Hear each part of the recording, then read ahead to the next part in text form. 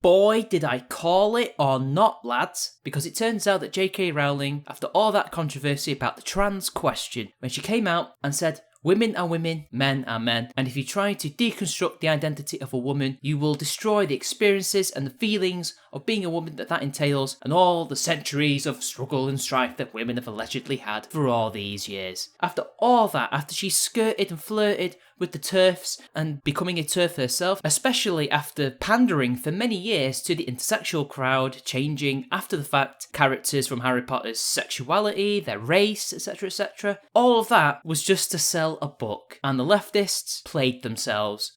Congratulations, you played yourself. But how did they play themselves? And why is it after all of this controversy where they tried to cancel her, they tried to harass her and things like that, what was it, ultimately, that made it a big nothing burger? A damp squib? Well, it turns out that all that research she was doing about trans people was for naught, or she never did it. The character she was apparently researching for, this trans character she wanted for her new book, is not trans at all, but actually a cis cross-dresser, or a transvestite. And apparently, according to Pink News, this is a plot twist that nobody saw coming. Well, I saw it coming. I could tell straight away from the second controversy, because remember, there were 2 times she trended on Twitter, and they tried to cancel her in both those times, that she was going on and on and on about women this, women that, trans people this, trans people that, feminism, solidarity. You all saw the videos that we all made. By the second time, I could tell that she was trying to play the crowd, that she was trying to get attention, and obviously it was to sell her book. And of course, once again, J.K. Rowling has found herself at the receiving end of a severe backlash, after early reviews have revealed that her new book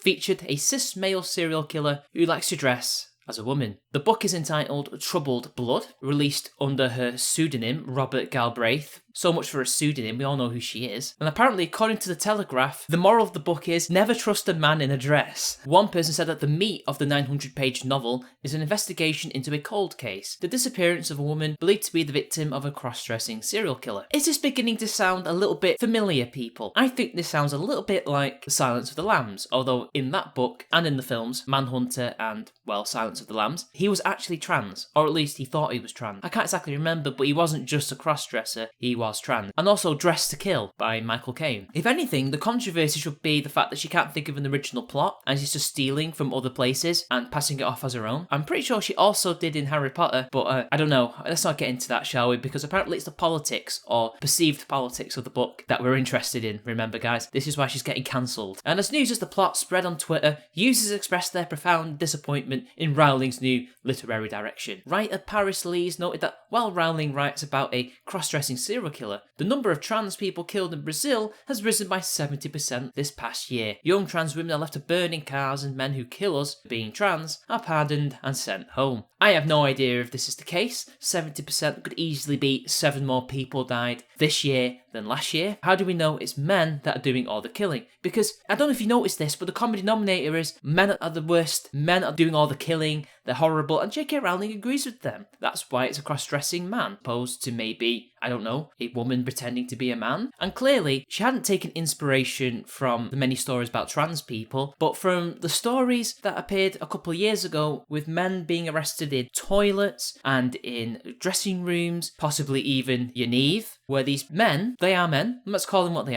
are men, will pretend to be trans or will dress as a woman in order to get into these areas because, you know, we're all woke now and apparently bathrooms should be open to people who claim to be. And if you try to say, well, are you really? Where's the proof? Because you don't look like one, you're not passing very well, you're not attempting to pass, you will be accused of being a bigot. And maybe that's the inspiration she took from, not trans people in general. Eminent racist Priyamvada Gopal wondered why the author had chosen a man dressed as a woman when the world is so full of evil beings and villainous forces. The amazing thing is that the world is so full of evil beings and villainous forces, pogromists, lynchers, mass rapists, starvers, militias, bomb makers, weapons manufacturers, sweatshop owners, ecocidal profiteers, but the writer could only settle on man dressed as woman. It sounds like she's talking about a lot of people that could be considered communists. But hey, you know, she's right. We have all these different people that she could talk about. In fact, she could even go off the wall and have a female serial killer who do exist. But no, it's typical male killers that are preying on the females. Because remember, she's an anti-male feminist. So of course she's going to do that. Nick Cohen defended Troubled Blood, arguing that its ending negates the claim it's anti-trans,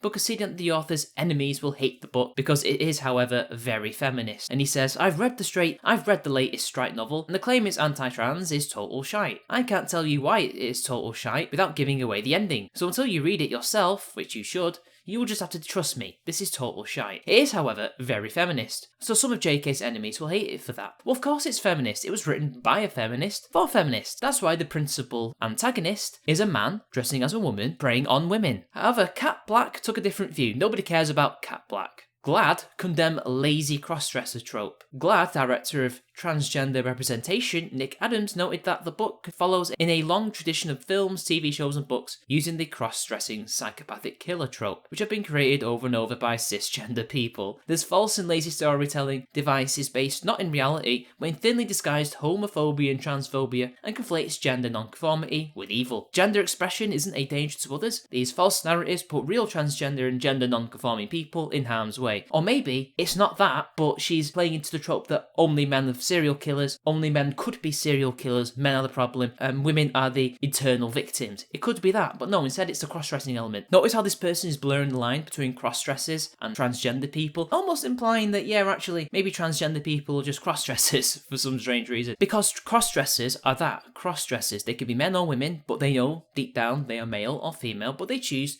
to express themselves in the clothes of the opposite sex for whatever reason. It could be in day-to-day life, it could just be on a night out, it could be for any reason. They do that because they want to. It's what Eddie Izzard does, for example. There's nothing uniquely troubling about that to cisgender people. This isn't really much of a trope in films and TV shows. Like, the only one that I've seen, truthfully, at least apart from Dressed to Kill, is of course Silence of the Lambs. I don't think it's one that's used very often. And even then, we've seen in the news recently that certain deviants in the world, in real life, since the left took over the narrative and tried to implement gender-neutral bathrooms and tried to raise up the non-issue that is the trans bathroom problem, we've seen that certain deviants have tried to use this to their advantage and dress up as women in order to do the things they want to do to them. Now, obviously, it's not everybody, it's a minority, but it does exist. J.K. Rowling finished a new book in December, apparently, and according to The Independent, it centres around a cis male serial killer who fetishises women's clothing, and in one instance in the book, disguises himself as a woman to trick the person he is abducting. It's Rowling's first adult novel to be released, and she dove headfirst into the conversation on trans lives. They heavily criticised the essay. Titled Turf Wars, the essay saw the author explain that her newfound interest in trans lives was, in part, related to her Cormoran Strike series,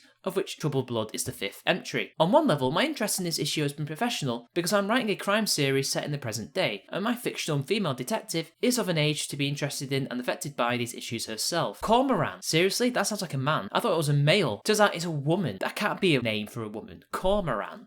Seriously? On another, it's intensely personal, she added, noting among other things her personal experience with domestic and sexual assault and wrongly conflated gender identity with mental health. Now, regardless of all that, it's very obvious that this book is not about trans people. She's probably not even going to be referencing all the issues that are going on in the world in regards to this question. It was purely to sell the book. She thought, well, hang on, I'm writing about a cross-dressing serial killer. I've ripped off quite a number of highly successful films and novels that have gone before me, and I've not really added my own spin on it, and I don't want to be accused of plagiarism. Just a thought. The essay was published 10th of June, 5 months after Rowling announced on Twitter she had finished the manuscript for what would become Troubled Blood, and 6 months after she spoke out on behalf of Maya Forstrater, a woman who sought to have her gender-critical views protected under the UK Equalities Act. So there you go, guys, the end of the J.K. Rowling saga. I hope, anyway. Turns out that the book was not about a trans person. She wasn't researching that issue for that at all, doing it for the publicity, to drum up some excitement and vitriol so that people would think, oh, she's releasing a new book, I better go and buy it. Expect this to be in like the New York Times bestsellers list, I reckon. She's going to make a lot of money off this. In one respect, I think she's a coward because she couldn't put her money where her mouth is.